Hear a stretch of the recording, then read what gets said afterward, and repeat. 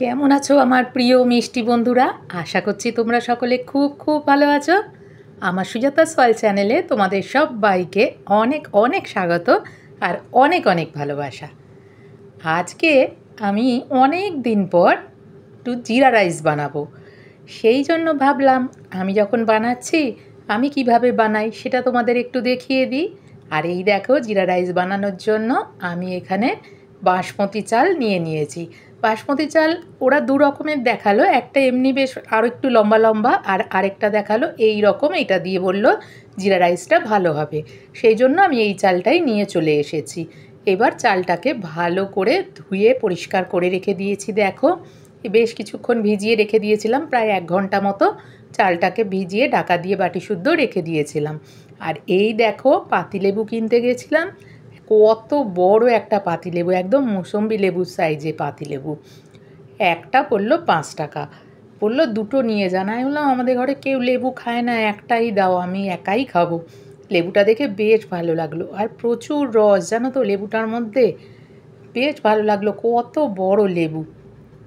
তাই নিয়ে চলে এলাম, ভাবলাম তোমাদেরও একটু দেখিয়ে দিই। আর আমার এখনও ঠান্ডাটা লেগেই রয়েছে, গলাটা শুনে বুঝতেই পারছো গলা বারবার বসে যাচ্ছে, কথা বলতে ভীষণ কষ্ট হচ্ছে। এই ওয়েদারের জন্য একবার প্রচণ্ড গরম, আবার কখনো বৃষ্টি, এই করে করে না ঠান্ডা লাগাটা আমার ছাড়ছেই না। এই ঠান্ডা গরম লেগে গেছে শরীরটা। আর এই যে কাশি সর্দি আমার লেগেই রয়েছে কবে থেকে, এখনও কমছেই না। যাই হোক, এবার লেবুটাকে কেটে রাখবো, তারপরে ওটা কি করব পরে দেখাচ্ছি। আর এই দেখো, প্রেশার কুকারে জল নিয়ে নিয়েছি, আর চালটা যে আমি ভিজিয়ে রেখে দিয়েছিলাম ধুয়ে, সেই চালটা আমি এবার এই প্রেশার কুকারে দিয়ে দেব। আমি এই ভাতটা প্রেশার কুকারেই করছি, তোমাদের ইচ্ছে হলে তোমরা প্রেশার কুকারেও করতে পারো, হাঁড়িতে করতে পারো, ডেচকিতে করতে পারো, যার যাতে ভাত করে সুবিধা হবে সে তাতে করতে পারো।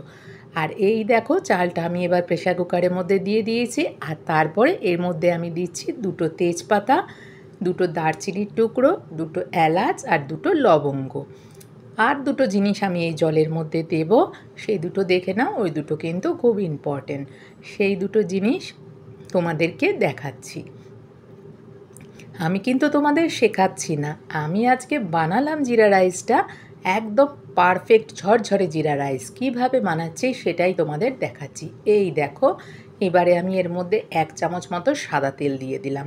আমি যেহেতু এক হাতে মোবাইল ধরে এক হাতে দেখাচ্ছি, তাই আমার একটু দেখাতে অসুবিধে হচ্ছে, তবুও আমি যতটুকু পারছি তোমাদের দেখানোর চেষ্টা করছি।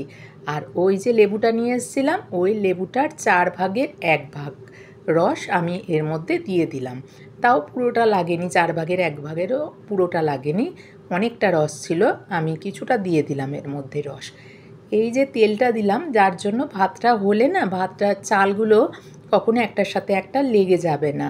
আর লেবুর রসটা দেওয়ার জন্য ভাতটা বেশ সাদা ধবধবে হবে, সেই কারণেই এই 2টো জিনিস দিলাম।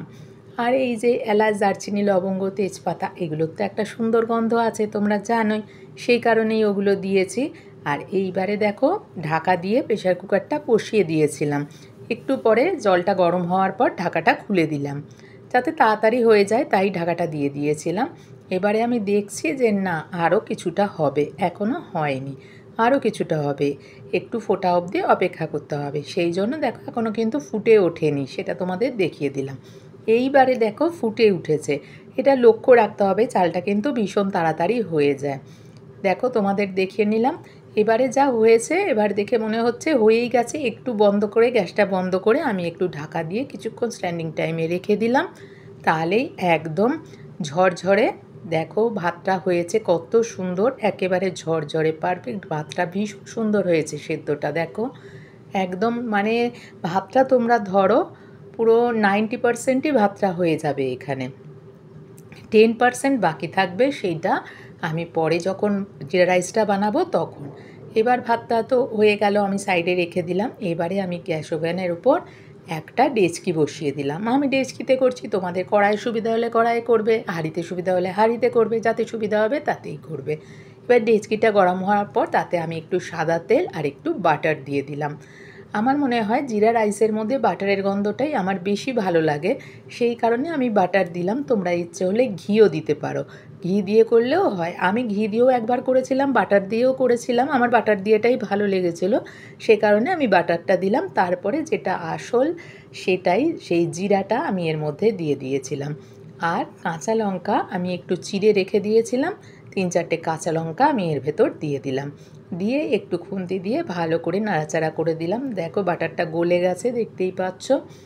বেশ সুন্দর কিছুক্ষণ নাড়াচাড়া করার পর বেশ সুন্দর একটা গন্ধ বেরোচ্ছে, জিরা কাঁচা লঙ্কা বাটারের বেশ সুন্দর একটা গরম হওয়ার পর গন্ধ বেরোচ্ছিল। তখন আমি ওই ভাতটা যে করে রেখেছিলাম সেই ভাতটা আমি এর মধ্যে দিয়ে দেব। এবার ভাতটা যে আমি এর ভেতর দিয়েছি সেটা আমি দেখাতে পারলাম না, কেন আমি তো এক হাতে মোবাইল ধরে আর এক হাতে দেখাচ্ছি। এবার ভাতটা দেওয়ার সময় যদি আমি দেখাতে যেতাম তাহলে আমার সব পড়েই যেত ভাত, এখানে দেখাতেই পারতাম না, এক হাতে আমি প্রেসার ধরে ঢালতে পারতাম না, তাই তোমাদের দেখানো হয়নি। তারপরে দেখো ভাতটা এর মধ্যে ঢেলে দিয়ে তারপরে একটুখানি নাড়াচাড়া করে নিলাম হালকা হাতে। বেশি জোরে জোরে নাড়লে তো আবার ভাতগুলো ভেঙে যাবে, তাই না? দেখো কত সুন্দর ভাতগুলো গোটা গোটা রয়েছে। এবার আমি স্বাদ মতো লবণ দিয়ে দিলাম, এখন আমি দিলাম, পরে যদি লাগে আর একটু দেব। আর সামান্য একটু চিনি দিয়ে দিলাম। চিনিটা তোমরা ইচ্ছে হলে দিতেও পারো, যার ইচ্ছে হবে না নাও দিতে পারো। আমার একটু চিনিটা দিলে ভালো লাগে, সেই জন্য আমি দিয়েছি। আর চিনিটা দিলে মানে স্বাদটাও বেশ ব্যালেন্স থাকে, টেস্টটা, সেই কারণে অল্প একটু দিয়ে দিলাম চিনিটা। এবারে দেখো ভালো করে আমি নাড়াচাড়া করতে থাকছি।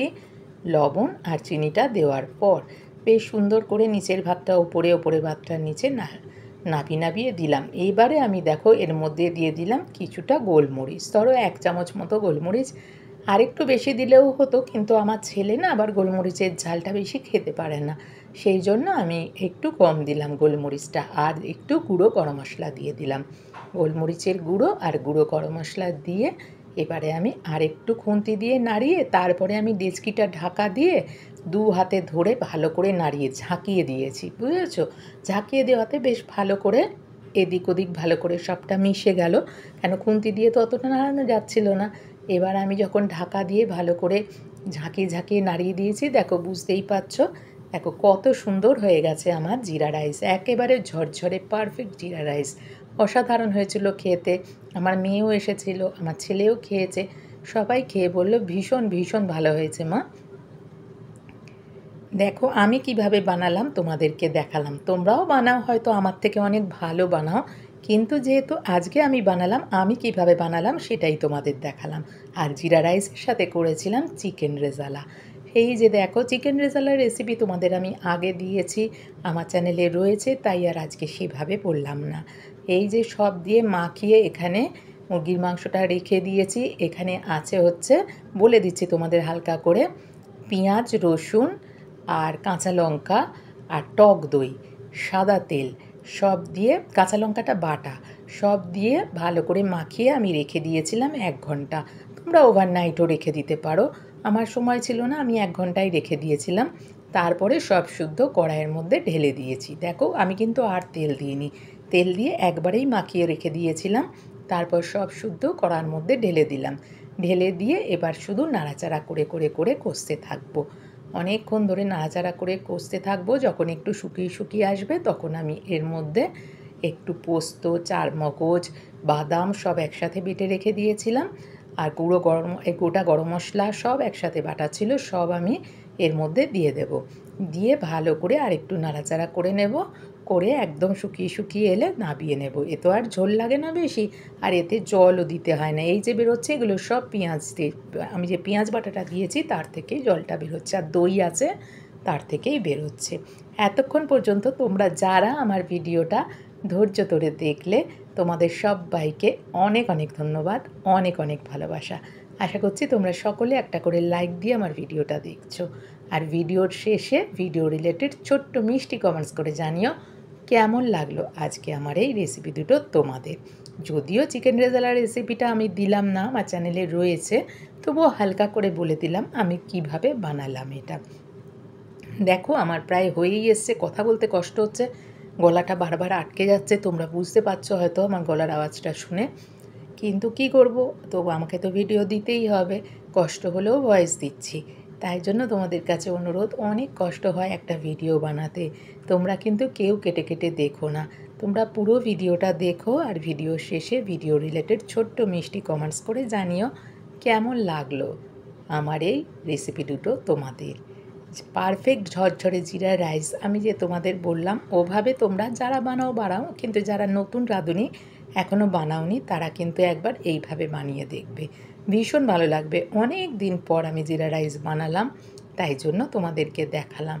রেজালাটা আমি মাঝে মধ্যেই বানিয়ে থাকি, কিন্তু জিরা রাইসটা আমি অনেক দিন পর বানালাম।